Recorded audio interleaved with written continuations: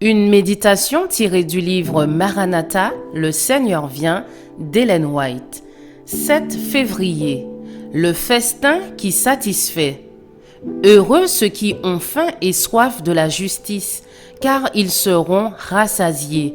Matthieu 5, verset 6.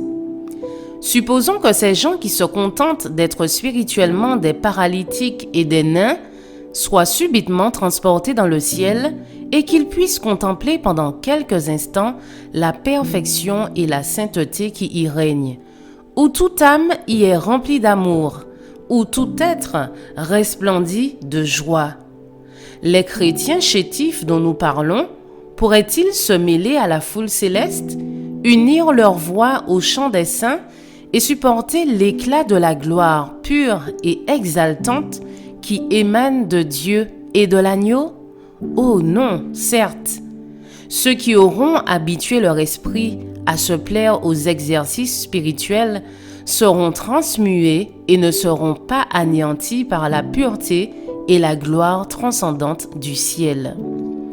On peut être versé dans les arts, être un familier de la science, exceller en musique et en lettres, savoir tenir sa place dans un salon. Mais à quoi cela sert-il à ceux qui se préparent pour le ciel?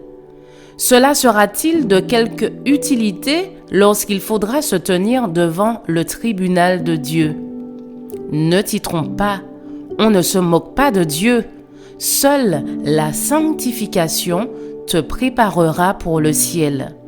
Seule une piété sincère, procédant de l'expérience, peut te donner un caractère pur et élevé et te permettre de te présenter devant Dieu qui habite une lumière inaccessible. Le caractère que nous aurons dans le ciel doit s'acquérir sur la terre, car il ne peut s'obtenir nulle part ailleurs. C'est pourquoi il te faut commencer immédiatement. Ne te berce pas de l'illusion qu'un jour viendra où tu pourras t'y efforcer plus aisément que maintenant. Le désir d'être bon et vraiment sanctifié est appréciable, pour autant qu'il dure. Mais si tu t'arrêtes en chemin, il ne t'aura servi de rien. Les bonnes résolutions ne seront d'aucune valeur si elles ne sont pas mises à exécution. Nombreux sont ceux qui seront perdus tout en espérant devenir chrétiens et en désirant l'être. Ils ne font pas des efforts suffisants, c'est pourquoi ils seront pesés dans la balance céleste et trouvés trop légers. La volonté doit être exercée dans la bonne direction.